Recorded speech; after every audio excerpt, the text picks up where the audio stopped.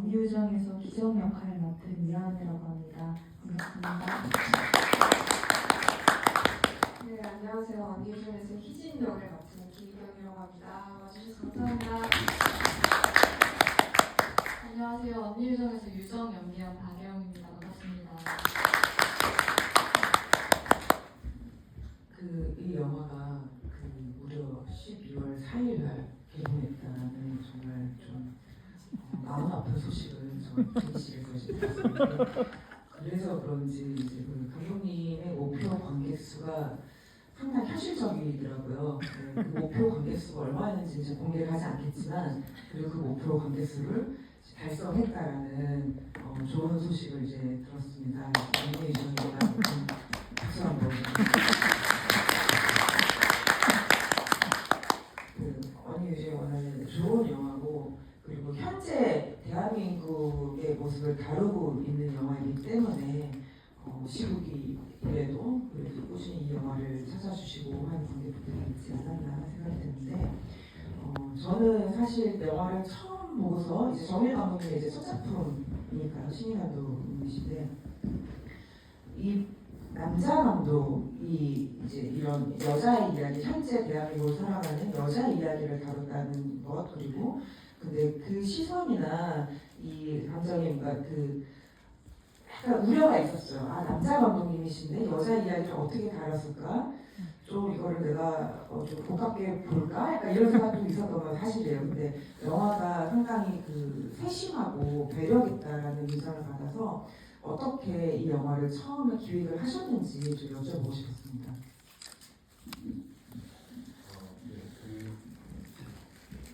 저도 사실 어쨌든 이제 여성 서사를 제가 생각한 이런 아이템이나 이 상황에 맞는 주인공분들이 어떤 분들일까를 자연스럽게 떠올리다 보니까 당연히 여자 주인공들로 얘기를 쓰고 싶다고 생각이 들었었고, 사실 이 얘기를 쓰게 됐던 거는 이제 저희 친누나가 임신을 하고 조카를 낳는 과정에서 그거를 좀 옆에서 지켜볼 일들이 있었는데, 이게 참 세상에 저랑 전혀 별개의 일이라고 생각했는데, 이게 참 진짜 이게 엄청난 거구나라고 느꼈고, 그러다가 이제 시나리오를 쓰고 싶어서 뭔가 이런 생명과 가족, 생명으로 인해서 뭔가 가족이 서로 알게 되는 그런 얘기를 좀 써보고 싶어서 인터넷 찾고 막 신문 보고 이러던 와중에 이제 영화에서 나온 것처럼 뱃속에 있는 아이의 인간으로서 인정해야 되는 부분이 엄청나게 많은 것들이 몇 개 있더라고요. 그래서 이걸 내가 감히 할 수 있는 이야기일까라고 좀 고민을 많이 하면서 조금씩 이야기를 써보게 된 것 같아요. 사실 저는 이 영화를 보면서 이 이야기가 처음에 어디에서부터 시작했을까가 궁금했는데, 그러니까 어떻게 보면은 주요한 사건은 기정이가 이렇게 어떤 사고라고 해야 할까, 사건에서라고 해야 할까, 그것이 이야기한 축이 있지만, 사실 그 사건을 바라보는 유정이는 간호사로서 또 정체성을 갖고 있잖아요. 그러니까 이게 유정이라는 인물에서 이 간호사라는 직업에서 바라보는 이야기일까, 아니면 언니, 물론 이제 제목이 언니 유정이니까 언니로서의 정체성이 크겠지만은, 사실 말씀하신 하나의 생명체라는 것을 다양한 시각으로 이제 구조를 짜셨다, 이런 생각이 들었어요. 그 가운데에서 유정이라는 인물은 사실 굉장히 첫 인상이 되게 강한 인물이다라는 인상이었거든요. 어떻게 보면은 보호자 역할이면서 자기 스스로도 이제 보호해야 되는 그런 인물이었는데, 처음에 이 유정 시나리오를 보시고 캐릭터를 어떻게 접근하셨는지 궁금합니다.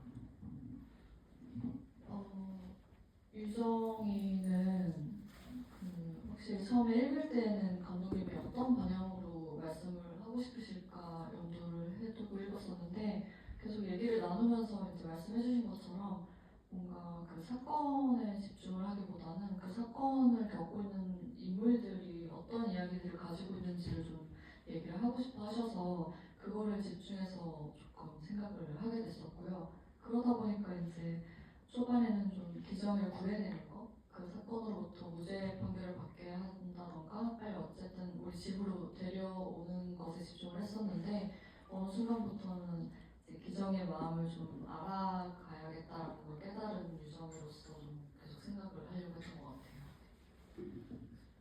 사실 저는 되게 인상 깊었던 장면이 유정이는 이 집에서 자기 혼자만의 개인적인 공간이 없는 인물처럼 좀 보였거든요. 거실에서 이제 잠을 자고 아침에도 자고 아침에 이제 그렇게 한 줄기 빛만 남기고서 이제 잠을 자고 이런 것들이 이 집을 온전히 자기 혼자서만 이제 그 감당해야 되는 그런 인물로 느껴졌었어요. 그래서 이 인물을 어떤 공간에 두는지가 감독님이 유정을 어떻게 표현하고 싶었는지 좀 힌트를 얻기도 했는데 그 공간 연출의 맥락에서 유정을 어떻게 접근하셨는지 한번 듣고 갈까요? 사실 그렇게 된 게는 좀 여러 가지 이유가 있었던 것 같은데 사실 저희 아버지가 저는 이제 동네에서 살아서 저희 아버지가 방에 있으신데 거실에서 생활하시거든요. 근데 뭔가 어느 날 문득 제가 아버지랑 같이 살 때 그 아버지가 엄마 방이나 제 방을 들어오시는 순간이 있으실 거 아니에요.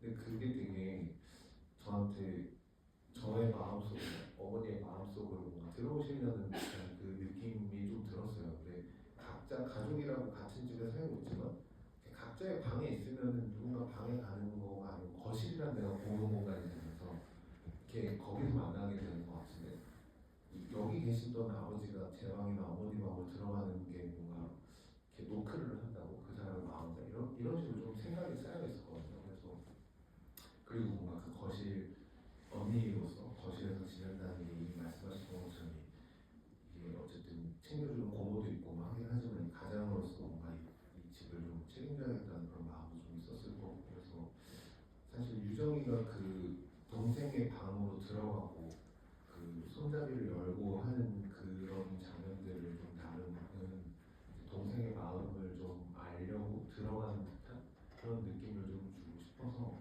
유정은 거실로 좀 공간을 몰아줬었던 것 같고 그렇게 생각했었던 것 같아요. 그러니까 그렇게 하지 않으면 잘 알 수 없을 만큼 기정이라는 캐릭터는 약간 미스테리하다고 해야 될까요? 속을 잘 모르겠는 그렇게 엄청난 일을 겪으면서도 같이 사는 언니에게 한마디도 하지 않고 티를 내지 않고 하지만 또 성적도 되게 좋고 교육도 좋은 정말 좀 알 수 없는 그런 인물이었는데 그리고 또 말도 그렇게 사실 많지 않아요.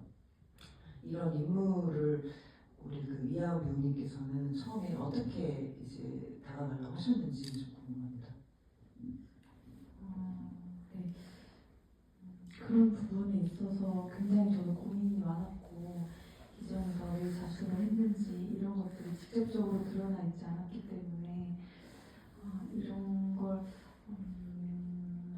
대사로서가 아니라 어떻게 인물로서 담아내서 갈 수 있을까 이런 것들을 많이 생각을 했던 것 같아요. 기정이는 혼자 있을 때 뭘 할까? 혼자 있을 때 뭐 어떤 생각할까?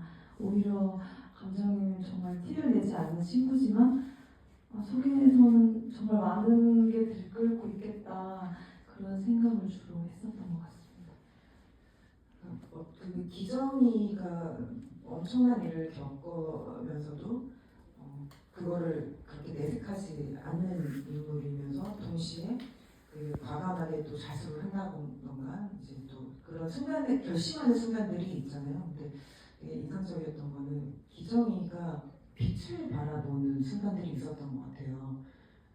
처음에 이제 학교에서도 그렇고 마지막에 그 실기실이라고 해야 될까요? 거기에서 이제 혼자 있을 때 기정이는 그 햇빛을 좀 바라보면서 그게 위안을 받는 건지 뭐 어떤 의미인지 모르겠지만은 햇빛 그 자기 혼자만의 그 시간과 그 지금 말씀하신 그 속으로 들끓는 이런 것들을 혼자서 약간 견뎌내는 그런 인상을 받았었는데 아까 이제 유정이 캐릭터의 공간에서 의미처럼 기정이한테는 그런 햇빛이라는 게 어떤 의미로 접근하셨는지 또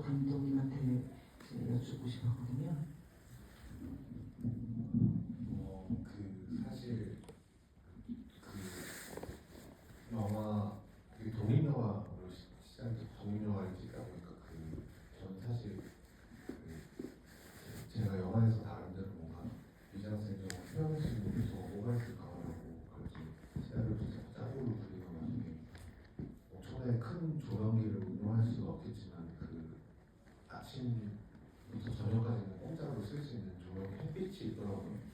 그래서 빛이라는 요소가 새 인물에게 좀 현실을 수 있게 닿는 지점이 좀 영화적으로 느껴지면 좋겠다라고 생각을 해서 나름 이제 커팅 같은 것도 좀 빛이 들어오는 방향을 고민을 해보고 영화는 어쨌든 분위기와 정서를 좀 잡아줄 수 있는 햇빛을 좀 적극 활용해보자라고 생각을 했고 그러던 와중에 이제 감독님께서 말씀해주신 것처럼 기정이가 갇혀있잖아요.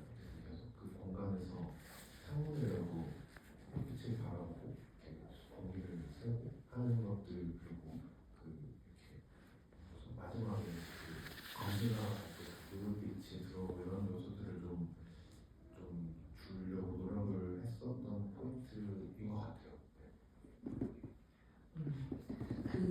이제 그렇게 말씀하시니까 또 다시 한번 환기가 되는 게 거실에서의 유정이가 아침에 이제 자려고 하면서도 얼굴에 굳이 이제 햇빛이 들어오더라고요. 분명히 눈부실 텐데 아직 자야 되는데 정신이가 다 이제 껌껌한데 굳이 얼굴에 이제 빛이 이제 받더라고요. 그래서 기정이가 유정이한테는 그만큼 빛이 되는 존재고 의지가 되는 존재라는 어떤 영화적 표현이었구나라는 게 감독님의 말씀을 들으니까 더 이해가 되는 것 같아요.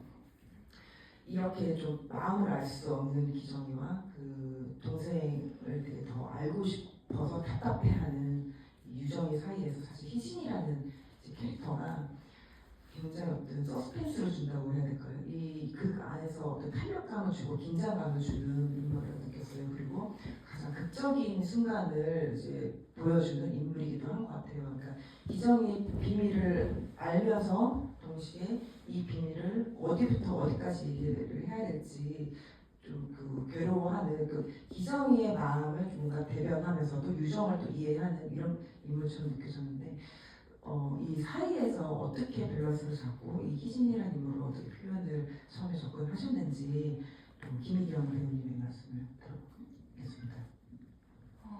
일단은 사실 어떻게 보면 사건의 당사자가 희진인 거잖아요. 그렇지만 기정이라는 친구가 자기가 자백을 하게 되면서 저조차도 이유를 전혀 모른 채로 들어갔었기 때문에 기정이가 왜 그랬을지부터가 저도 시작이었던 것 같아요. 왜 그랬을지. 그러면서도 제가 모든 진실을 알고 있음에도 불구하고 또 기정이의 대변인으로서 같은 마음으로 어떻게 보면 유정을 찾아가고 어른들을 찾아가면서 도와달라고 도움을 요청하면서 다가가려고 했던 것 같아요. 희진이 또 똑같이. 그러면서 예영 배우님께서 말씀하신 게 있는데 기정과 희진이는 정말 시한폭탄 같이 정말 순간 톡 건드리면 다 터져나올 것 같은 그런 친구라고 말씀을 해주셨었는데 그런 걸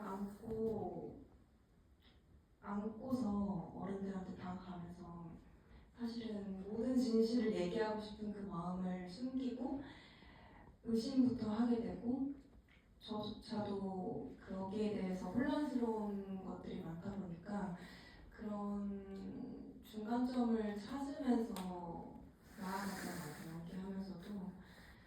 그래서 희진이라는 친구도 어떻게 보면 기정이의 마음을 알아가고 싶은 인물 중에 한 명이었던 것 같아요. 맞아요. 그렇게 말씀하시니까 희진이라는 인물이 유정이에게 점점 마음을 열게 되고 이 과정들이 처음에는 어떻게 보면 기성세에 대한 불신을 좀 보여주는 느낌도 있었거든요. 그리고 이 기성세대라고 함은 분명히 이제 저는 관객 쪽에서 이제 질문이 나올 것 같아서 좀 아껴두자면은 어떻게 남성성이 좀 이제 의도적으로 좀 삭제된 이런 느낌도 이제 있었거든요. 거기에 대한 좀 깊이 있는 이야기도 좀 더 나중에 하기로 하고요. 어떤 이게 작은 어떤 신문으로 치자면 어떤 단신으로 이제 있을 수 있는 사건을 다뤘다라고 할 수 있지만은 이 이야기가 왜 이제 생겨났는지 이런 사건이 왜 일어났는지를 이제 그 인물들 하나 이제 파고 들어가 보면은 어떤 젠더를 넘어서 어떤 그런 기성세대와 그런 사회적인 억압 같은 것들까지 좀 느껴지는 영화였다고 생각이 들어요. 그 오늘 선물이 있습니다. 네, 관객분들 질문 주시는 이제 관객분들에게 선착순 5명 한정으로 이제 감독님께서 선물을 감독님 지인분께서 네, 제 지인 드리는 것 같아 지인. 그 기회가 많이 없어요. 5명이기 때문에 이제 좋은 질문들을 받아서 해주시면 좋겠습니다. 그 질문을 주시면은 거기에 또 연상되는 또 다른 질문들이 있으면은 저도 영화를 보면서 느꼈던 궁금한 것도 그때 또 드리기 좋을 거거든요. 자, 선물 나갑니다. 자, 선착순이라서 너무 경쟁이 좀 심한데 공정하게 해야겠죠. 발칙하시면 안 되고요. 하나 둘씩 하면 그때 다시 올리는 걸 들고 계시면 안 됩니다. 다시 공정하게 다 내리세요 지금. 하나 둘씩 하겠습니다. 하나 둘 셋. 저기 가장 빠르셨던 조기 입으신 남성. 아, 저 네네. 아닌가요? 저 이분. 아, 지원해준 거? 아, 이분. 아, 이분 먼저. 이분이신가요? 아, 예. 저 뒤에 분은 못 보셨잖아요. 저 이분 먼저 하시고. 그래요? 알겠습니다. 이분 진행을 해도 그럼 다음으로 이제 저도 막 1번인 것 같거든요. 근데 어쨌든 이렇게 웃기시니까 마이크를 어떻게 육성을 하면 될 것 같아요. 육성으로 외치는 주세요. 네. 제가 거기 GV가 지금 오늘 9번째인데 영화를 계속 보다 보니까 그 기정이 왜 자기가 했다고 그렇게 했을까 그런 걸 곰곰이 이제 생각해보고 하다 보니까 그 희진이 그 수사과장이랑 이렇게 얘기할 때 나오던 장면처럼 거짓말을 참 못한다 뭐 그렇게 얘기를 하시는 거 보면은 계속 이제 학생들 계속 불러가지고 이제 추궁을 하고 이렇게 하다 보면은 기정은 자기를 이제 컨트롤 해가지고 거짓말 할 수 있는데 희진은 자기를 그걸 못 해가지고 계속 찌르다 보면은 그걸 얘기를 해버릴 것 같은 그런 느낌이 드니까 자기가 우선 나서가지고 여기서 잘라야 되겠다 해가지고 내가 했다 그렇게 하면은 이제 뒤에 더 이상 수사를 안 할 것 같으니까 그래서 내가 했다 그렇게 얘기하지 않았을까 그렇게 혼자 생각을 해봤는데 그런 친구의 그런 성격이나 그런 걸 다 알기 때문에 자기가 나서가지고 이제 친구를 지켜주려고 하는 그런 마음이 있지 않았었나 그런 생각이 들었거든요. 그래가지고 그 장면이 되게 이제 인상 깊었는데 제가 드리고 싶은 질문은 그 기정이 처음 수갑을 찰 때 그냥 평상시에 이렇게 있었을 때랑 수갑을 차는 순간에 그때 느끼는 감정이 더 그런 압박감 같은 그런 거를 느끼게 해서인지 그때 감정이 어땠는지 그런 걸 물어보고 싶습니다.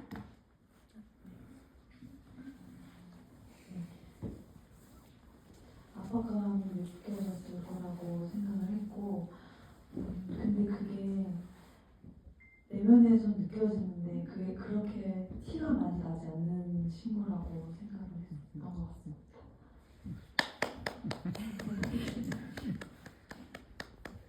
왜 그렇게까지 그러니까 티를 내지 않는 이유는 무엇일까요? 저는 사실 기정의 캐릭터가 이 질문을 받아서 이제 기정의 캐릭터를 좀 생각을 해보면은 초반에 영화 초반에 그 유정이가 이제 그 병원에서 일할 때 정말 기정이 같은 여학생을 이제 만나잖아요. 근데 그 여학생이 하는 말이 집이 되게 불편하다라는 이야기를 해요. 네, 의도적으로 전 기정이 배우와 되게 닮은 꼴 배우를 캐스팅 하셨나 이런 생각도 좀 들었었거든요. 인상이 되게 좀 비슷하게 느껴져서 그런 것도 있었는데 기정이가 집이 좀 불편한 언니의 마음과는 다르게 그렇게 뭔가 그 언젠가부터 이렇게 그 기성세대나 외부 세계의 마음을 닫고 살았는지 그리고 그렇기 때문에 사실 가장 인상적이었던 씬이라고 하면은 희진이와의 놀이터 씬이었거든요. 저는 개인적으로 둘이 있어서 되게 해방감이 저는 개인적으로 들었고 되게 솔직한 대화를 오고 간다고 느꼈었는데 기정이의 이런 캐릭터를 그렇게까지 좀그 자기 표현을 억압하고 있는 인물로 그리고자 한 감독의 의도는 무엇이었을까요? 그 제가 생각을 해봤을 때 사실 그 요즘 시대의 그 가족 관계 같은 것들을 생각해 보면은 같은 집에 살고 있지만 뭔가 같은 공용 공간을 쓸 뿐이지 뭔가 진짜 가족이라고 부를 수 있을까라는 생각에 그런 관계들이 좀 있는 것 같거든요. 근데 그 포인트가 뭘까라는 생각했을 때 저 어릴 때만 하더라도 이제 어머니가 혹은 아버지가 저녁 때가 돼서 이제 밥 먹자 하면은 가서 숟가락 깔고 해서 다 같이 가족끼리 밥을 먹고 뭐 이런 시간이 있었거든요. 근데 이제 그 식구라는 게 같이 밥 먹는다는 뜻이잖아요. 그래서 그 밥을 함께 하는 시간을 가지면서 뭔가 너 오늘 학교에서 어땠어, 뭐 회사에서 어땠어 이런 얘기들이 좀 오고 가면서 자연스럽게 그 뭐 뒤에 뭐 과일을 좀 주워 먹고 이러면서 얘기가 좀 되는 것 같은데 이 두 친구는 그러니까 요즘 세대도 그렇고 요즘에는 곰곰이 생각하면 뭐 배달 같은 것도 너무 잘 돼 있고 인스턴트도 너무 잘 돼 있고 하니까 엄마 먼저 먹어 나 이따 배고프면 먹을게 뭐 이렇게 하면 같이 밥 먹는 그 교류하는 그 시간이 없는 것 같더라고요. 그래서 그러니까 기정이가 딱히 뭔가 엄청난 막 이런 게 있는 것도 아니고 유정이가 딱히 기정이한테 뭘 되게 잘못한 것도 좀 아니라고 생각을 하거든요. 근데 요즘 그 가족의 그 시대 흐름이라는 게 좀 함께 같이 식탁에서 밥 먹을 시간조차 없다 보니 그냥 자연스럽게 서로 말 꺼내는 게 하나둘 힘들어졌던 것 같고 그게 쌓이다 보니까 이렇게 된 거 아닐까 저는 그렇게 생각을 했었던 것 같아요. 다음 질문 아까 손 들어주신 분이 많아가지고 아직 하나 둘 셋 하지 않았어요. 공정하게 질문을 겁니다. 선물이 있으니까 우리 다시 한번 이번에도 해주시는 게 좋을 것 같아요. 아까 제가 약속을 드렸잖아요. 두 번째 이제 기회가 또 왔으니까 하나 둘 셋. 목소리 하시는 분이 좀 많은 것 같아요. 감독님께 여쭤보고 싶은데요. 그 이제 산모가 병원에서 등장을 하는데 그 산모를 통해서 유정이 점점점 그런 힘든 시간 속에서 힘들게 혼자 그렇게 고군분투할 기정이를 간접 체험을 하는 걸로 그리시기 위해서 일부러 그렇게 산모라는 역할을 비중 있게 다루신 건지 그게 일단 궁금하고요. 산모가 형제 있으세요? 라고 물어보는데 유정이 성이 일단 여자니까 남매나 자매 있으세요? 라고 물어볼 것 같은데 그걸 형제라고 일부러 의도하시고 그렇게 물어보신 건지 그게 두 번째가 궁금합니다. 일단 그 형제라고 부르지 않나요? 아닌가? 그 연배 있으세요? 뭐 이렇게 물어보진 않는 것 같아서 형제가 어떻게 네, 형제 자매 형제 제 말투인가 보죠? 일단 그건 그렇고요. 그 산모라는 캐릭터는 사실 시나리오를 다 나중에 좀 추가가 됐던 캐릭터인데 저는 유정이가 정말 요즘 들어서 문득 드는 생각은 진짜 되게 힘들고 혼자 세상을 열심히 이겨나가고 있구나라고 생각을 했었는데 이런 각박한 세상 영화 이 스크린 세상 속에 겪는 유정이일지언정 좀 나중에 같이 뭔가 서로 좀 유정이와 함께 할 수 있는 비슷한 나이 또래의 유정이를 위로해 줄 수 있는 캐릭터가 저는 좀 있어야 된다고 생각을 했고 그러다 보면서 사실 그 저희 친누나가 임신할 때 임신 중독증이었거든요. 영화에 나온 것처럼 그래가지고 이런 것도 좀 그때 사실 그리고 그 누나가 진짜 그 조카를 생각하는 마음이면 제가 누나가 이러다가 세상에서 사라질 수도 있겠네 이런 것들을 경험했던 것들이 좀 자연스럽게 녹아들었던 것 같고 그렇기 때문에 어쨌든 좀 유정이를 혼자 두고 싶지 않아서 좀 만들게 됐던 이유가 좀 가장 많지 않나라고 생각을 정리할 수 있을 것 같아요. 저는 사실 이 관객분들이 어떻게 보면 그 유정이 또래의 관객분들이나 아니면 기정이 희진이 또래들이 많지 않을까 했는데 오늘 와보니까 남성분들이 되게 많으셔서 조금 의외고 놀라운 것 같아요. 네, 다음 질문도 받아보겠습니다. 저기 먼저 드셨는데 사실 아까 제가 마음에 걸려가지고 제가 마음대로 내 질문을 하고 있는데 먼저 이제 한번 질문 받겠습니다. 그래도 마음의 질문 일단 덜어놓고 가야 될 것 같아요. 저도 이거 네 번째 봤는데.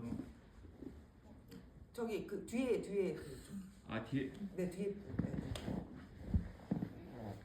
계속 손을 들어주셔가지고 영화를 지금 두 번째 보고 너무 처음에 봤던 그 감정이 너무 좀 강해서 저도 모르게 다시 여기 GV에 예매를 하게 돼서 여기까지 왔는데요.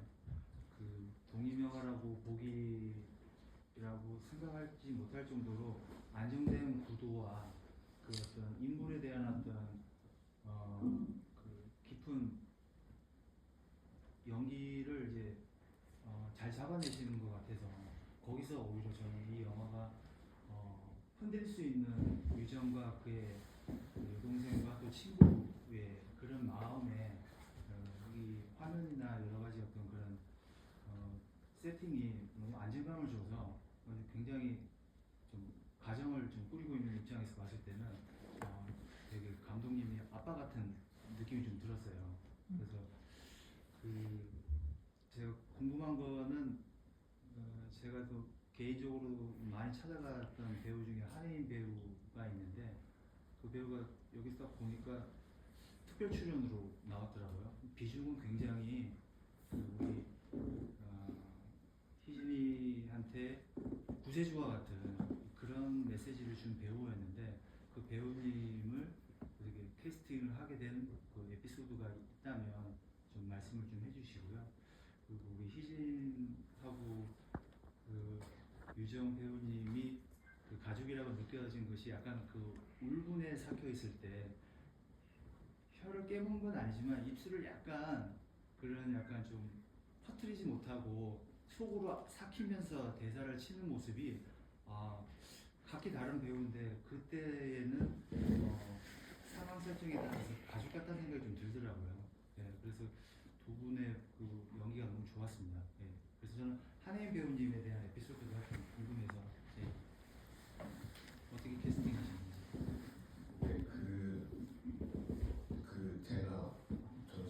저도 학생인데 지금 제가 그 대학원 다닐 때 제가 특강 같은 걸 한번 들은 적이 있는데 이준익 감독님 특강을 들은 적이 있는데 이준익 감독님께서 이제 다른 분들한테 질문하는 캐스팅 어떻게 하시냐고 하는데 이준익 감독님 그러시는 건 감독님께도 여쭤보고 싶은데 좋은 배우님을 한 분을 잘 잡아서 그 배우님한테 이 역할 하실 분 누구 떠오르세요? 이렇게 이준익 감독님 이렇게 하신다는 거예요. 캐스팅 특강 때 얘기를 해주시는 거여서 제가 사실 그렇게 하거든요. 그래서 나의 방법은 틀리지 않았나 그런 걸 경험했던 적이 있었는데 한혜 배우님 같은 그 수진이 역할 같은 경우는 이제 박영 배우님 사실 그 수진뿐만이 아니고요. 박영 배우님한테 좀 누구 없으세요? 이렇게 되게 많이 좀 연락처도 있으실 거고 뭐 이렇게 회사 통해 나오는 거나 이렇게 좀 부탁을 많이 들었었던 편이고 영호 배우님이랑 또 같이 작업을 하셨던 그 흔쾌히 또 저기 해주셔가지고 그렇게 해서 또 전주 영화제 때도 놀러 와주시고 해서 제가 사실 크레딧 제가 만들었거든요. 그래서 우정 출연으로 제가 전주 때 같이 출연을 하면서 우정 출연을 했고 이렇게 해서 감독님 같은 경우는 제가 오늘 그 정혜일 감독님 처음 뵀는데 되게 사회성이 좋으세요. 아까 그 안에서도 사회성 되게 좋으시네 이런 얘기 서로 하고 왔는데 그래서 되게 캐스팅을 잘 하시는 것 같고 저는 캐스팅을 저는 근데 저도 저는 이렇게 그 인맥이나 뭐 발이 넓은 사람이 아니라서 그냥 시나리오 쓸 때 그냥 거의 연상하고 이제 써서 그게 안 되면 이제 회사 도움과 이제 써봐 똑같죠 뭐 이제 배우들 캐스팅하니까 빌고 구걸하고 다음 질문. 다음 질문 하자마자 저기 바로 손 드셔가지고 모자 질문. 이 굉장히 아주 개인적인 감상이긴 한데 저는 그 어떻게 보면 일반적인 희생이잖아요. 그 사실은 그냥 내가 좀 손해 보고 말지 뭐 정도의 스케일이 아닌 희생인데 사실은 이 내용에서 이 전사가 많이 나오는 편은 아니잖아요. 그래서 저는 보면서 좀 아예 다른 영화이긴 하지만 소년 시절에 넣었다 좀 생각이 났고 거기는 전사가 많았기 때문에 그 일방적인 희생에 대한 뭐랄까 그런 납득이 같이 좀 되는 편이었는데 사실은 왜 이 정도까지 왜 이렇게까지 하나 하는 생각이 솔직히 앞에 나와 있는 전사로는 아주 100% 이해가 되진 않았어요. 뭐 그 느낌이 모르겠는 건 아닌데 알듯 말듯한 느낌? 그렇지만 이렇게 다 버릴 정도까지 이런 거를 할 수 있을 마음이 생겼나 싶은 정도였어요. 사실 영화 상으로만 봤을 때는 혹시 전사를 조금 더 뭔가 넣으실 고민 같은 게 따로 있지는 않으신지 좀 궁금합니다. 왜 그러세요? 그 사실 제가 빠르게 얘기하고 왜 그랬냐? 그 사실 시나리오를 제가 붙잡고 있었던 시간이 1년 반, 2년 정도 됐어가지고 이 모든 거를 납득이라고 말하기 좀 이런 모든 걸 설명할 수 있는 버전의 시나리오도 써봤거든요. 근데 그러고 나서 어느 날 이제 시나리오를 다시 보는데 내가 진짜 이 연민정이라는 영화를 찍을 수 있게 된다면 하고 싶은 이야기가 뭐가 있을까라고 생각을 했었을 때 저는 물론 말씀해 주셨던 것처럼 진짜 저기 고3에 공부도 되게 잘하는 모범생인데 저렇게까지 할 수 있을까라는 질문이 들 수도 있겠지만 뭔가 저는 사실 두 동생이 어떤 친구가 어떻게 했다는 것보다는 이 어른으로서 우리가 이 동생들을 어떻게 바라보고 있는지 그리고 이런 일들을 겪었던 세 캐릭터가 나중에 같이 밥을 먹게 되잖아요. 그래서 서로가 좀 알아가게 되고 이제는 조금 내가 진짜 알았다고 생각한 이 두 친구들의 관계도 진짜 친했다고 생각했지만 왜 그랬는지 모르고 뭐 이렇게 하고 근데 이제는 좀 알게 될 수 있을 것 같고 언니도 동생도 좀 알게 될 수 있을 것 같고 이 얘기를 하고 싶었거든요. 그래서 내가 진짜 알고 있다는 사람을 내가 알고 있을까 이런 이야기. 근데 어느 날 문득 다 뭔가 설명되어 있는 시나리오를 보는데 그쪽으로 좀 이야기가 제 개인적으로는 제 깜냥이 좀 부족했는지 좀 이게 내가 하고 싶은 얘기가 아닌데 좀 다르게 쓰는 것 같다라는 생각이 들어서 보통 보면은 플래시백 같은 데서 그 사건들을 다 보여주거든요. 상황들을 설명해주고 근데 저는 좀 이 캐릭터들을 보여주고 싶었어요. 그래서 사실 센 사건을 계속 만들면서 뭔가 이걸 납득시키고 설명하려고 하기보다 약간 어떻게 보면 좀 그럴 수도 있는데 관객분들께서 상상해 줄 수 있을 거라고 충분히 믿었고 그러면은 나는 이 분들을 뭔가 내가 설명하는 것보다 그게 상상이 되실 수 있게 이 관계를 만드는 게 더 중요한 게 아닐까라고 생각을 해서 그런 식으로 좀 영화 전체적인 톤을 만들었었던 것 같아요.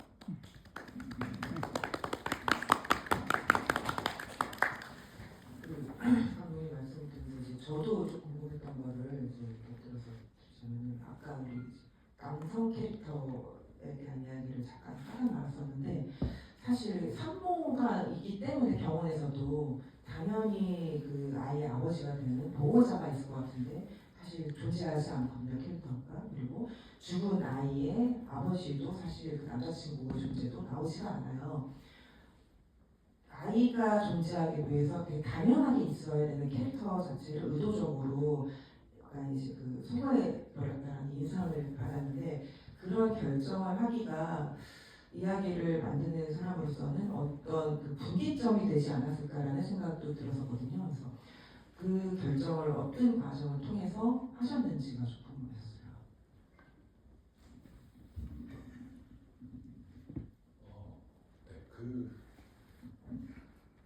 방금 말씀드린 거랑 약간 이어서 말씀드리면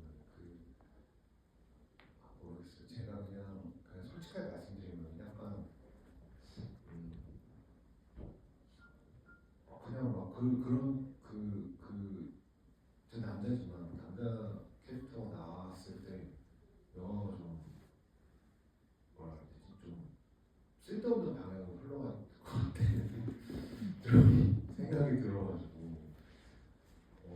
그거를 좀 넘어서서까지 좀 표현을 했으면 훌륭했겠지만 좀 이렇게 약간 그런 느낌이었거든요. 이 영화 안에서 남자 캐릭터들에게 하이할 시간 따위 없다. 난 그들에게 마이크를 주지 않을 것이다. 그들의 입장을 나는 들을 생각이 없다. 이런 선언처럼 느껴졌었거든요. 네, 그렇기 때문에 약간 그것이 더욱더 남자 감독이기 때문에 할 수 있는 또 선택처럼도 좀 느껴졌어요. 맞나요? 네, 맞췄나요? 제가? 굳이 뭐 니네가 나와서 뭐 이렇게 그래서 그런 생각이 좀 있었던 것 같아요. 뭐 굳이 안 나와도 되는데 그래서 맞아요. 그래서 어떻게 보면은 이 사건에서 등장할 수밖에 없는 그 죽은 아이의 아버지의 존재가 없어진 대신에 기정이에게는 희진이가 있고 희진이에게는 기정이가 있었기 때문에 사실 그 놀이터의 그 대화가 저한테 되게 인상적으로 다가온 것도 그 이유였던 것 같고 또 그 두 친구를 어떻게 보면은 결손 가정이라고 해야 될까요? 그 둘의 공통점이 좀 있잖아요. 그러니까 이렇게 이게 좀 어떻게 보면은 이제 그런 정상 가정, 우리가 그냥 흔하게 생각할 수 있는 그런 그 사회적 안전망이 없는 상태의 두 친구가 만나서 이렇게 마음을 나누는 친구가 됨을 약간 보여주는 신처럼 좀 느껴졌었어요. 어떻게 보면은 그 씬이 사실 이 전체 촬영 회차에서 어떤 회차 때 이제 찍혔는지는 저는 잘 모르겠지만은 사실 저 두 배우에 대해 조금 궁금한 게 그 씬이 아니더라도 그 둘의 우정을 보여주는 씬이 그 두 사람이 배우로서 현장에서 이제 만났을 때 어떤 순간을 기점으로 좀 이제 우리는 약간 다른 관계가 되고 친구가 되었다. 그 전에 사실 모르는 관계로서 이 작품에 들어왔을 거잖아요. 어떻게 관계를 만들어갔는지가 좀 궁금해요. 일단 하은이라는 이번 작품이 또 진짜 처음으로 만나게 됐는데 영화 촬영 시작하기 전에 감독님이랑 또 따로 자리를 마련하면서 만나게 됐었거든요. 그러면서 작품에 대한 이야기도 많이 하고 정말 개인적인 진짜 이경 하은으로서도 인간적으로도 많이 친해지는 시간을 가졌던 것 같아요. 그리고 되게 저는 현장에 선배님들이 항상 정말 많고 제가 거의 막내거나 그러한 현장들이 많았었는데 또 동갑이다 보니까 되게 빨리 뭔가를 노력하지 않아도 서로 되게 재밌게 가까워졌던 것 같아요. 그러다 보니까 내가 희진이로서 기정이에 대해서 뭔가를 알아야 되고 친해져야 되고 가까워져야 되고 마음을 쓰지 않아도 자연스럽게 촬영하면서 그냥 기정이 이꼴 하은이라는 생각으로 자연스럽게 좀 더 가까워져 있지 않았나. 그러면서 또 대사 안에서도 사실 저는 그 서브웨이 씬이 생각이 나는데 제가 기정이의 그 부모님의 사정을 알에도 그런 놓치고 가는 부분들을 캐치를 하거든요. 뒤늦게. 그런 마음들이 사실 기정이를 향한 애정과 관심도가 분명하게 있다라는 느낌이 들었어서 그런 것들 대사 안 속에서 찾아가면서 더더 기정과 희진이의 관계를 좀 더 밀접하게 만들어가지 않았나 싶습니다. 이경 배우랑 딱 처음 만났을 때는 조금 어색했었는데 근데 그 후를 딱 지나니까 이상하게 그냥 편해지는 거예요. 그러니까 이경 배우가 주는 그런 매력일 수도 있겠다는 생각도 지금 드는데 이경 배우랑 윤호코드도 굉장히 잘 맞아가지고 굉장히 잘 맞아서 하는 말마다 제가 또 빵빵 터지고 이런 순간들이 또 현장 밖에서 저희 대화를 통해서 그런 게 진짜 쌓여가서 자연스럽게 이제 정말 스며들듯이 그렇게 되지 않았나? 네, 그런 생각이 들어요. 두 분은 동갑이시잖아요.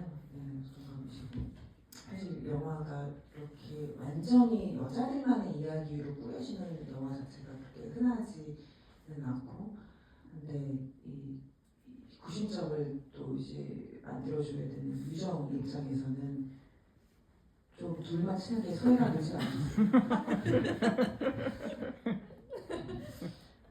근데 저는 희진이를 만나도 기정이를 만나도 늘 따로따로 만났어서 그렇게 꽁냥거리는 걸 발견한 적이 현장에서는 없었고, 제가 따로따로 만날 때는 막 희진이도 너무 힘들어하고 언니가 왜 내 마음을 모르지? 왜 그런 걸 자기 동생에 대해서 모르지? 이런 거에 분노만 느껴지고, 기정이도 입 다물고 말은 안 하고 이렇게 막 수갑만 차고 있는 모습만 보고 하다 보니까 제가 볼 때는 너무 메마르고, 저도 그런 상황이었는데 동생들도 그래 보였었거든요.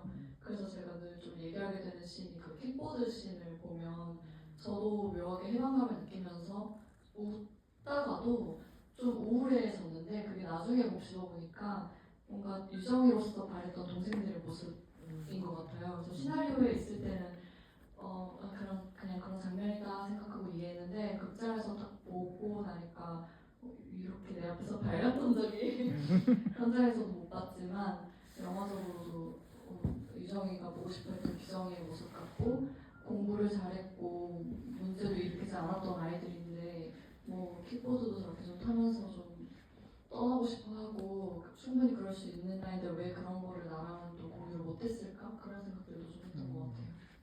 맞아요. 그 킥보드 씬이 정말 그 나이 때의 아이들 같아 보여서 표정이 둘 다 너무 해맑고 신나고 그 순간에 아무 생각도 안 하고 그냥 막 시원하다 이런 대사들이 있었던 것 같은데, 정말 그때의 딱 그 순간이 저도 느껴져서 지금 말씀하시는 그 씬이 되게 저도 인상이 남네요. 감독님 뭐 하신 말씀 있으세요? 네, 근데 제가 문득 두 분이 친해지셨다는 거를 작년에 편집을 하고 있는 와중에 연락이 오시는 거예요. 두 분이서 가로수길에서 밥을 먹겠다고 했는데 감독님도 시간 내시고 오시려 했는데 이게 참 뭐지? 약간 좀 어쨌든 무슨 삼촌은 아니니까 이제 제가 이 무대를 작업하고 나서 감독님으로서 뭔가 감독이 일하면 개봉이라도 영화 제작이 가면 좀 면이 설 때 좀 뵙고 싶었었는데 얼마나 제가 태어나고 기간이 좀 길었거든요. 얼마나 비싸게 보였어요. 들어가서 갔어요. 제가 가서 돈가스를 사주시려는 거예요. 두 분이 저한테 이게 감독이 얼마나 비싸게 보였으면 분이서 동료 만나셨을 텐데 감독님 지금 저 방송에 거의 밥이나 함께 매겨 이런 마인드 같은 거였던 거죠. 근데 참 생각하니까 이 두 분이 되게 친해지셨구나라고 또 생각이 들기도 하고, 또 한 고백을 하나 드리자면 배우님들께 메시지를 보내야 되는 때가 오잖아요. 제가 같은 내용이면 이름만 바꿔서 목소리를 전달하는 거죠. 근데 이제 뭔가 두 분이서 되게 성의 없는 거 아니야? 이렇게 생각하실까 봐 혹시 문자를 공유해서 볼까요? 네, 그러셨다고 얘기하면 제가 나중에 똑같이 보내드리면 안 되겠네. 여러분 보시면 됩니다. 이렇게 예영 씨, 이경 씨, 하은 씨 이렇게 테이블에서 올라가는 게 상황 아니에요. 갑자기 생각하는데. 생각 없었는데 좋은 말씀 감사합니다. 좋은 정보 얻어가네요. 전혀 몰랐어요. 그때 돈가스는 맛있게 잘 먹어 먹고. 그 얘기하고 있다니 생각난 건데, 이제 박예영 배우님은 이전에 이제 감독님이랑 작업을 하셨잖아요. 단편에서 한 번 한다고 이제 들었는데, 단편 때 만났던 감독님과 또 장편에서 만났던 감독님이 어떻게 좀 달라졌는지 기억이 나시나요? 그 단편 2개를 했었고요. 그 다음에 장편이 그래서 3번째였는데 처음 뵀을 때 워낙 단편이 짧잖아요. 뭐 한 4박 5일 정도 찍나요? 5일차 정도 찍는데 되게 치열하고 잠도 안 재우고 겨울에 그래서 감동을 줬습니다. 아, 그렇게 춥나? 이러는데 저희는 팬이 2개씩 걸리는데 근데 나중에 이제 뭐 어쨌든 촬영을 치열하게 끝내고 저도 이제 모르겠어요. 끝난 다음에 이렇게 감독님들하고도 연락을 막 이렇게 자주 주고받는 편은 못 돼서 그렇게 영화제 때까지는 연락을 안 하고 지내다가 영화제 때 오랜만에 뵙고 잘 지내셨나요? 여전히 되게 특이하시다 생각을 했었는데 그러고 지나서 그 두 번째 단편 영화 시나리오를 보내주셔서 나 혼자만 약간 거리감이 있었나라는 생각을 했어요. 근데 겪을수록 제가 감독님에 대해서 깨닫게 되는 건 좀 특이하시고 소통이 조금 어렵다라고 생각이 들 때가 있을지언정 그게 그 앞에서 보여지는 워딩이 전부고 뭔가 뒤로 이렇게 좀 이렇게 헷갈리게 말을 하는 분은 아니구나라는 생각을 했고 영화 현장에서도 그렇고 하는 모든 말씀들이 다 영화를 위해서 100%라고 느껴져서 그냥 그거를 그 뜻을 빨리 파악하는 데 집중을 했어요. 그래서 세 번째 작품 때는 좀 오히려 그 앞에보다 훨씬 수월했던 것 같았고 다른 분들이 이해를 하실까라는 생각을 하는 지경이 들어요. 나는 알지만 네. 나는 알지만 다른 사람들은 시간이 필요할 수도 있다. 이런. 아 시간이 필요한 정도가 아니라 아예 이거 뜻 이해 잘못할 것 같은데 그래서 끼어들까 말까 하는데 점점 대화가 아예 서로 다르게 가는 것 같은 거예요. 그래서 제가 한번 얘기했었어요. 사회성이 좋으시던데 현장에서. 근데 하여튼 저는 죄송한 게 많았어가지고 단편 찍을 때 제가 또 갑자기 생각나는 게 회차당 해서 그 출연료를 드려야 되잖아요. 근데 제가 돈이 없는데 단편 찍어야 되니까 그걸 제작진금 보냈어요. 그래서 제가 4.5회차라는 단어를 써가지고 보통 4회차로 4회차, 5회차로 5회차 이렇게 하는데 외국인한테 더더더한 단편 찍을 때 몇 회차예요? 그러시는데 4.5회차 정도 되실 것 같아요. 왜냐면 마지막 날은 한 5시간 찍고 헤어지면 되거든요. 그래서 하여튼 그게 되게 죄송했어가지고 이번에 제가 어떤 배우님들보다도 주연이시니까 제가 드릴 수 있는 수만큼 최대한 드리겠다고 했는데 또 너무 많이 거의 받으신 만큼 막 베풀어 주셔가지고 또 막 꼬리를 감고 해주시고 간식까지 보내주시고 그 프로덕션 사무실에 간식도 막 보내주셨는데 간식 뭐 이렇게 좀 작정게 필요하면 견과류로 보내주시고 건강한 간식 하여튼 감사히 받습니다. 세 분들 중에서 유일하게 오디션을 보고 캐스팅 하신 게 이제 우리 그 김희경 배우님을 들었어요. 거의 100명 이상의 어떻게 보면 100명 이상이라고 하면 지금 이 또래에 연기하는 이 친구들은 그 희진 역할을 다 보셨다고도 할 수 있을 것 같은데 보자마자 이 친구다라고 하셨다고 들었거든요. 그때 오디션 봤을 때 첫인상 두 분은 서로 기억나시나요? 그 오디션이라는 것도 그러니까 코로나 이후에는 카메라로 다 찍어와서 감독님은 굳이 안 오셔도 된다 뭐 이러시더라고요. 그래서 왜요? 제가 더 따라갈 건데요. 그래가지고 굳이 따라가가지고 또 한 8, 90명 정도 다 봤었거든요. 그때 되게 끝쪽에 들어오셨어요.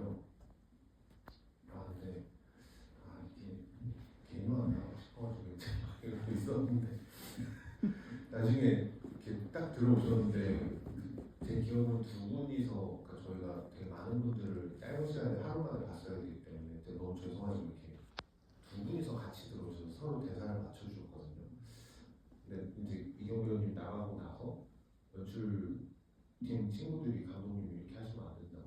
근데 제가 이경 배우님한테 막 질문을 막 계속 드리는 거예요. 그래서 제가 그랬나요? 하고 나중에 떠올려보니까 그랬던 것 같더라고요.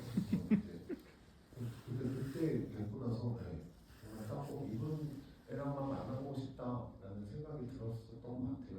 그래서 재미있게 저는 했던 것 같은데 혹시 기억이 나시나요?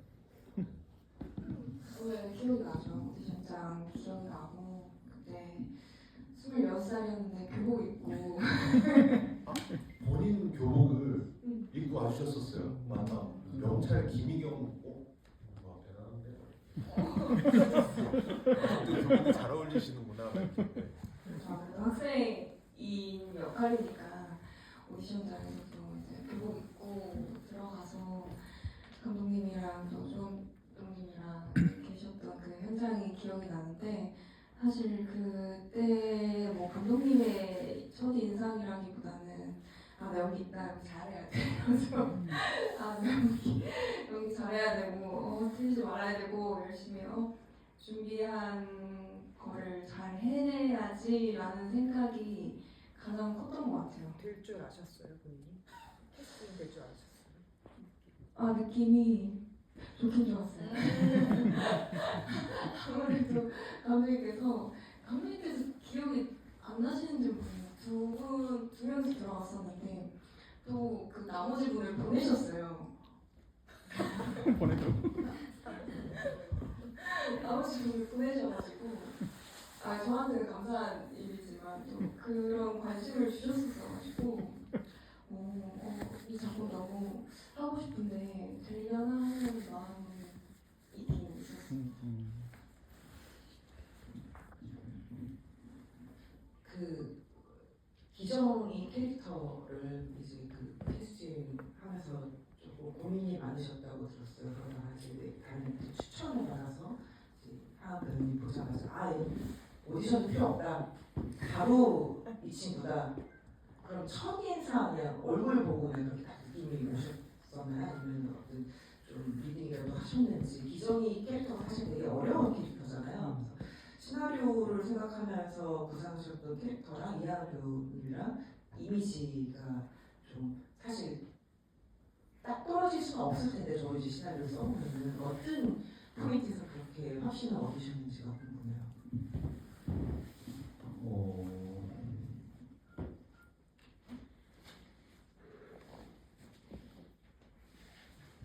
솔직하게 말씀드려도 돼요?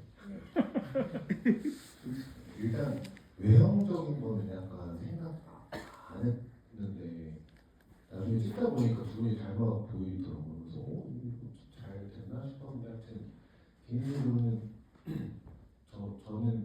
저도 20살 때부터 영화과라는 데 다니면서 이렇게 단편부터 되게 많이 찍었거든요. 근데 뭔가 그래서 제가 예영 배우님도 그렇고 다른 배우님도 좋아하는 배우님들 떠올려보는 그 어린 때 이경 배우님도 어린 나이 때부터 연기를 계속 해주셨고 그 단편 작업을 막 같이 열심히 하면서 막 그 해왔던 배우님들이나 스태프분들의 그 약간 믿음이 있거든요. 저도 어릴 때 이렇게 찍어보면서 나 같은 놈도 무슨 영화 찍을 수 있구나 막 이렇게 생각했다는 게 느껴지니까. 그래서 그 사실 작업하셨다가 추천해주시고 집에 와서 몰랐는데 이제 모범 형사라는 걸로 추천해주셨는데 그거는 보기도 어렵고 막 이렇게 언제 나오는지 모르겠고 이렇게 막 보다가 아 못 보겠다고 이제 왓챠를 주셨는데 단편 영화들이 그 학교에서 하시는 게 막 들어있더라고요. 그래서 단편인데 뭔가 그 약간 믿음도 좀 갖고 그러니까 이미지도 너무 좋으셨고 그 제가 몇 개 영화를 단편 영화를 봤는데 만나보고 싶다라고 처음 생각이 들었던 것 같아요. 그래서 다행히 그 만나는 과정들은 되게 예영 배우님들 사실 한 시간이 될까 뭐 시간을 얘기 많이 하긴 했지만 막 그때 또 되게 바쁘셨고 그 과정들은 되게 힘들었는데 아 이분이랑 하고 싶다라고 선택을 내리고 나서는 되게 쉽게 약간 뒤에 안 보고 그냥 후회 안 하고 쭉쭉 달려나갈 수 있었던 것 같아요. 처음 제안을 받고 어떠셨어요? 기정 캐릭터를 시나리오를 보시고.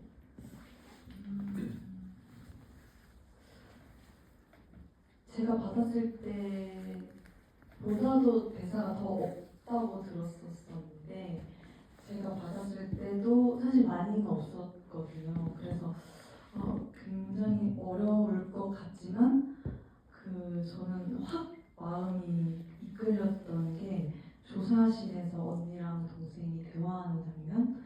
거기서 뭔가 배우로서 뭔가 그 대사를 볼 때 처음 딱 대본을 봤을 때 직관적으로 끌리는 그런 감정들 있잖아요.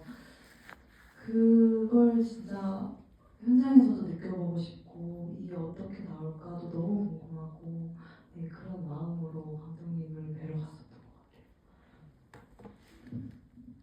그 배터리가 다 감사합니다.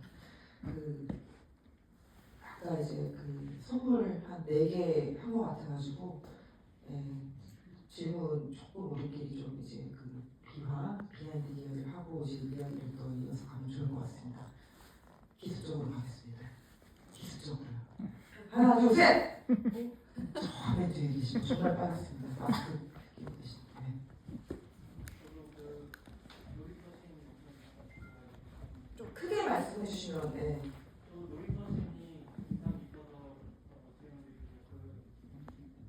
제가 처음에 서울대에서 봤을 때는 언니가 집에 나간 시간 기다려서 나가잖아요. 그래서 이 자매가 서로 배려를 하다가 오히려 단절이 되는구나 그런 영화를 생각을 했는데 오늘 다시 보니까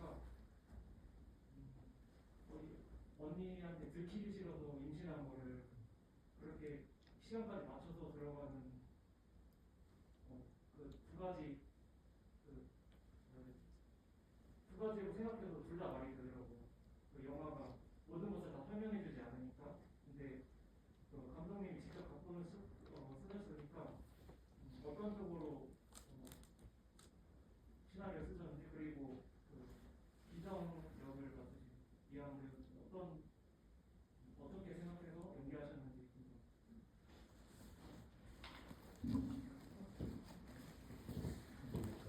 이따가 늦게 들어가는 게 왜 늦게 들어가는 거예요? 언니가 불편해서.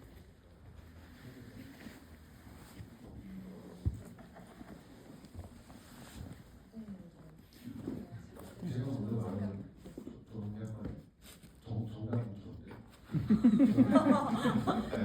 죄송합니다. 정답이 아니죠. 네, 정답이 아닐 수 있는데. 그 일단 놀이터에서 그 시간을 보내다가 들어가는 거는 저는 그거라고 생각했어요. 그 이렇게 대화도 없고 같이 밥 먹을 시간도 없는 자매가 같은 집에 살지만 서로가 서로를 배려하는 지점은 분명히 있을 거라고 생각했거든요. 그게 예를 들어서 자고 있는 언니 테레비를 꺼준다든가 아니면 그 출근 시간 맞춘 다음에 들어가는 게 조금 더 언니를 편하게 해주는 나름 기정의 생각이라고 저는 생각을 했어요. 유정이도 이제 기정이에게 뭐 영화에서는 편집이 되긴 했지만 그 도시락을 먹는 장면이 있는데 유정이가 자기 혼자 안 먹고 마지막에 기정이 거를 책상에 뭐죠 식탁에 놓고 가고 이러거든요. 그래서 서로 이 두 자매가 서로를 생각해주는 지점이 있을 거다 분명히 생각을 했고 그 놀이터에서 늦게까지 놀다가 들어가는 거는 그런 지점이라고 생각을 했어요. 내가 좀 시간 보내다 다니는 언니를 편하게 지정을 할 수 있지 않을까 이렇게 그런 것들이 좀 삐져되다 보니까 거기가 있다고 생각을 했고 물론 네 덧붙여서 기정이가 이런 말을 하거든요. 희진이한테 엄마 아빠가 있으니까 너는 이렇겠지만 나는 난 지금 이런 상황인 거야 라고 이야기를 하는데 그런 부분에 있어서 어쩌면 언니를 아직은 기정이가 보호자라고 받아들이지 않고 정말 그냥 언니니까 자매 관계로서 감독님이 말씀해 주신 것처럼 그런 것들을 생각을 하면서 일찍 들어가려고 하지 않았던 거 아닐까? 근데 어떤 일련의 사건을 또 겪으면서 나중에는 기정이도 언니를 보호자로서 인정하게 되는 순간이 오는 그렇게 생각을 했습니다. 물론 선물은 떨어졌지만 끝났지만 그래도 여러분들이 된 질문이 영화에 대한 깊이 있는 질문이 계속 나오고 있기 때문에 이어서 질문을 받아보겠습니다. 그 계속 안녕하세요. 저는 영화를 여러 번 보면서 배우님들의 대사나 장면 당연히 오후가 되는 장면도 굉장히 좋았지만 이제 굉장히 침묵하는 장면에 귀를 많이 기울어지게 했더라고요. 그래서 되게 침묵이라면 보통 같은 경우는 할 말이 없을 때 이제 침묵하는 경우가 많지만 이 영화에서는 이제 배우님들의 마음, 답답한 심정, 분노 같은 거 그런 게 침묵에서 두 사람이 되게 전해지고 어떤 말을 하고 싶은지 건네는 것 같은 느낌이 들어서 저는 배우님들이 또 침묵하니까 생각나는 게 그 후반부에 마지막에 이제 같이 국밥을 먹는다든가 아니면 이제 예영 배우님이랑 하은 배우님 말없이 안아주고 그때 그런 장면도 굉장히 아주 그리고 또 TMI지만 좀 동생이 작년까지 수험생이라서 똑같이 좀 비슷한 그런 과정을 겪는 동생이 있어서 여성들인데 그래서 좀 저도 좀 오빠로서 장남으로서 좀 조금 많이 감정이 좀 이입되면서 봤던 것 같아요. 재밌게 잘 봤습니다. 고맙습니다. 마지막에 국밥이 아니라 미역국이 저도 국밥으로 봤어요. 근데 그게 약간 뚝배기처럼 생겨가지고 미역국은 보통 정식으로 그렇게 생각이 들었어요. 그래서 저도 이제 유정이가 이제 병원 일 끝나고 혼자 이제 식사를 하나 했는데 사실 트리고 사실 이제 이 친구들 불러서 같이 약간 밥을 먹이는 그런 게 이제 마무리가 되잖아요. 그래서 저도 약간 느끼신 것처럼 좀 언니 같은 세대이지만 또 이 친구들 시기를 지나온 윗세대로서 이 친구들에 대한 좀 보호자로서 자기가 좀 돌봐줘야 된다는 시선으로 그래서 끝났나 영화가. 그래서 저도 미역국이라고 생각 못하고 저 국밥 근데 의미는 비슷하잖아요. 또 약간 여자 관객분 질문 받아보면 좋을 것 같아요. 저는 실제로 여동생 2명이 있는 이름이 유정인 사람인데요. 그래서 사실 이제 이 제목 자체가 너무 궁금해서 같이 보게 됐고 저는 이제 지구 이름이 처음이라서 이게 온 것 자체도 사실 되게 너무 좋았는데 저는 이제 유정의 시선으로 계속 보게 되는 거예요. 제가 언니기도 하고 저의 두 여동생도 되게 많은 일들과 사건들을 일으켰던 이제 시간들이 있기 때문에 근데 제가 이렇게 쭉 영화를 보면서 그래도 기정에게는 희진이 있고 희진에게도 기정이 있고 그리고 유정의 고모도 어쨌든 기정을 더 많이 이렇게 헤아려 주는 것 같고 근데 이제 유정은 병원에서도 가족들 안에서도 그리고 뭐 이런 모든 뭐 학교 선생님들 안에서도 그러니까 제가 헤아려 줘야 하는 사람인데 너는 왜 헤아려 주지 못하냐라는 이제 그걸 계속 느꼈을 것 같다는 생각이 드는 거예요. 그러니까 유정도 헤아림을 받아야 되는 사람인데 유정은 누구한테 받지? 근데 이제 아까 이제 산모에 대한 그 캐릭터에 대한 얘기가 그분도 그럴 수는 있겠지만 그분도 어떻게 보면 유정이 결국은 그 마지막에 그 아이를 잃은 것에 대해서 하면서 물론 이제 그런 어떤 주고받는 어떤 그런 찐들이 있었지만 결국은 전 또 유정이 이분을 또 헤아려 주게 되면서 이렇게 이제 동생에 대해서 헤아려지는 또 포인트가 있어서 문제를 해결하러 가잖아요. 그래서 저는 이제 끝까지 유정이 누가 헤어져주지? 그런 생각이 많이 들었어요. 그래서 유정 배우님, 그러니까 유정 역할 하신 배우님은 좀 유정의 역할을 하시면서 어떤 생각을 하셨는지 저는 좀 너무 외롭지 않았을까? 이런 생각이 들었거든요. 사실 언니라서 감당해야 되는 것들이었다고 생각을 하거든요. 좀 소통이 단절되어 있고 당연하지 않은데 너무 당연하게 여긴 것에 대해서 의침을 날리는 것 같지만 사실 유정이가 잘못한 게 많지 않다고 저 생각했어요. 그래서 어쩌면 또 기정이가 유정이는 K상녀였지만 기정이가 또 그렇게 동생 키스타임처럼 그렇기 때문에 벌어진 일들도 아니고 서로를 너무 어른스럽게 좀 너무 위하다 보니까 오히려 의지를 좀 못하고 건강하게 해소하지 못했던 것에 부작용이 난 거라고 생각을 하거든요. 언니 유정 영화 자체가 희진이도 마찬가지고 평소에 조금 더 가족들에게 좀 안정감을 느끼고 그랬다면 더 건강하게 해소할 수 있는 부분들이 있었을 텐데 그게 안 됐을 때 근데 미성년자인 아이들에게 어떤 큰 사건이 터졌을 때 이것들을 감당해낼 자신이 없다 보니까 뭔가 질러버리기는 한데 아까 이제 잠깐 나왔던 폭탄 얘기가 그런 지점이긴 한데요. 되게 평온하고 다 아는 것처럼 저에게 와서 얘기하지만 그 안에서는 자기들이 각자 다 폭탄들이 있는 거잖아요. 언제 터질지 모르는 폭탄을 가지고 있는 건데 사실 유정이도 그 폭탄을 결국 안고서 이 시간들을 보내게 되는 건데 언니라는 이유로 조금 그 시간들을 계속 버텨야 된다고 생각을 한 것 같아요. 근데 저 역시도 유정이가 언니니까 버텨야 됐고 어른스럽지 못했기 때문에 보호자가 돼주지 못해서라기보다는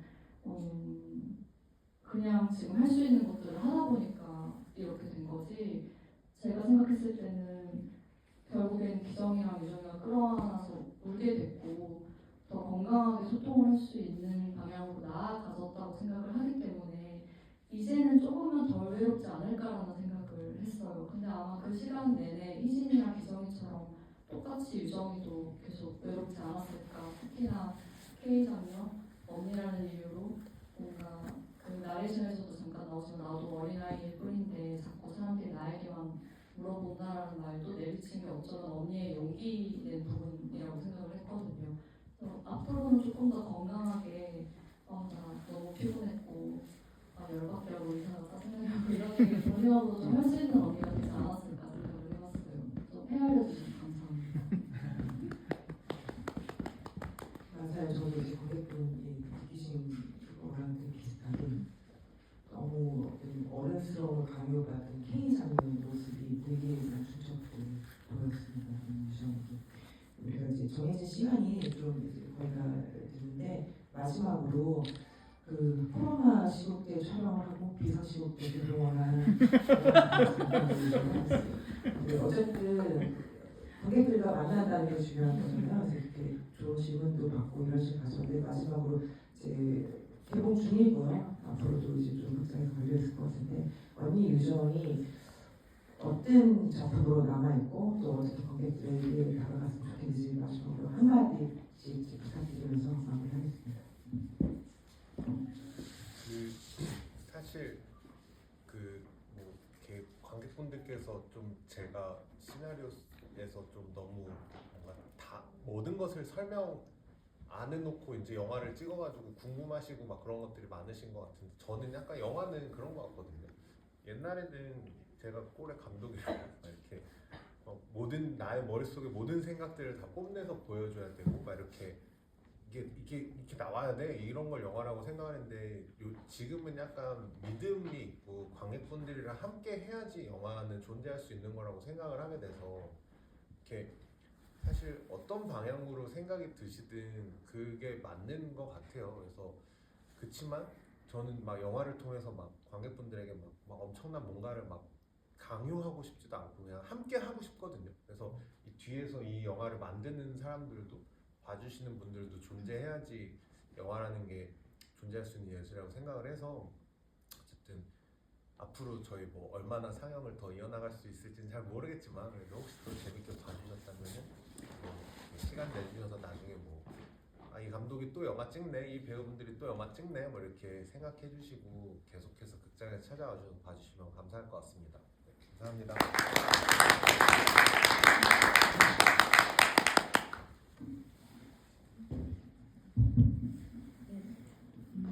저는 영화 보고 저희 언니가 생각이 났었는데요. 영화 보고 가까운 사람의 얼굴이나 그런 관계에 대해서 그냥 조금이나마 어렴풋하게나마 그런 감정이나 어떠한 생각들이나 이런 것들이 조금이나마 들었다면 정말 좋은 시간이 되지 않을까 그런 생각을 하면서요. 와주셔서 진심으로 감사드리고요. 네, 저희 영화 마지막까지 홍보 잘 부탁드리겠습니다.